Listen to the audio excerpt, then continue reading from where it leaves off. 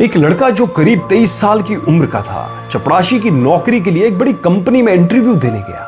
उस कंपनी के मालिक ने उसे कहा कि अगर तुमने ये फर्श अच्छे से साफ किया तो तुम्हारी नौकरी पक्की समझो। बस फिर क्या था, उस आदमी ने फर्श को एकदम से चमका दिया, जिसे देखते ही मालिक ने कहा तुम्हारी नौकरी पक्की, तुम कल से काम पर आ जाना। बॉस ने उस आदमी को बुलाया और कहा कि अपनी एक फोटो, आईडी प्रूफ और ईमेल आईडी भी बतानी होगी। आदमी ने तुरंत कहा कि मैं तो एक गरीब व्यक्ति हूं साहब, मेरे पास ना तो कंप्यूटर है और ना ही मैंने कभी ईमेल आईडी बनाई है। बॉस ने तुरंत कहा, अरे हमारी बहुत बड़ी कंपनी है, हमें हर काम करने वाले व्यक्ति की ईमेल आईडी चाहिए होती है और ये अनिवार्य है। आज के युग में अगर तुम्हारी ईमेल आईडी नहीं है तो तुम्हारा कोई अस्तित्व ही नहीं है, हम तुम्हें इस नौकरी पर नहीं रख सकते। वह व्यक्ति बहुत निराश हुआ और वहां से चल दिया। अब उसकी जेब में केवल 500 रुपए थे। उसने फैसला किया कि वह सब्जी बेचकर थोड़े पैसे कमा लेगा। उसने 500 रुपए के टमाटर खरीद लिए और सिर्फ 2 घंटे में उसके सभी टमाटर बिक गए।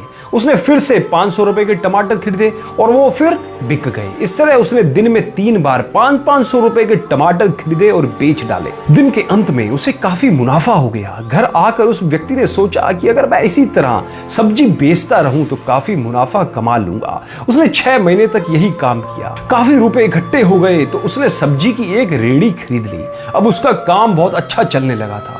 बहुत जल्द उसने ट्रक से सब्जी बेचनी शुरू कर दी थी और देखते ही देखते उसने सब्जी बेचने का होलसेल काम भी शुरू कर दिया था। अब हर दिन वह 10 से 15 ट्रक में सब्जी डिलीवर करने लगा, जिसके लिए उसने कुछ व्यक्तियों को भी काम पर रख रखा था। कुछ सालों बाद उस आदमी का फूड रिटेलिंग में बड़ा नाम हो गया। एक दिन उसने सोचा क्यों ना मैं अपनी इंश्योरेंस करवा लूं। इसके लिए उसने एक इंश्योरेंस करवाने वाले को अपने घर पे बुला लिया। जब ब्रोकर उस व्यक्ति की इंश्योरेंस कर रहा था तो उसने उस आदमी का ईमेल आईडी पूछा तो उसने कहा मेरा ईमेल आईडी नहीं है। इंश्योरेंस ब्रोकर ने बड़ी हैरानी से पूछा कि आपका इतना बड़ा बिजनेस है लेकिन आपका ईमेल आईडी नहीं है, ऐसा कैसे हो सकता है? उस ब्रोकर ने कहा आपको पता है अगर आपका ईमेल होता तो आप आज कहां से कहां होते। वह व्यक्ति थोड़ा खामोशी के बाद बोला अगर मेरा ईमेल होता तो आज मैं एक चपरासी होता। हाँ, मैं आज एक चपरासी होता। यह बात उस इंश्योरेंस एजेंट को तो समझ नहीं आई लेकिन आपको शायद अच्छे से समझ आ गई होगी।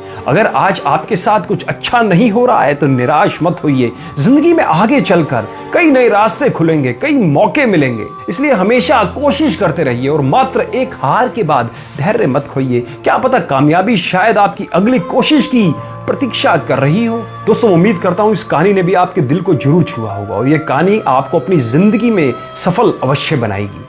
अगर आपको कहानी अच्छी लगी हो तो लाइक और कमेंट करके हमें जरूर प्रेरित करें और अपने सभी दोस्तों के साथ, रिश्तेदारों के साथ इस कहानी को जरूर शेयर करें।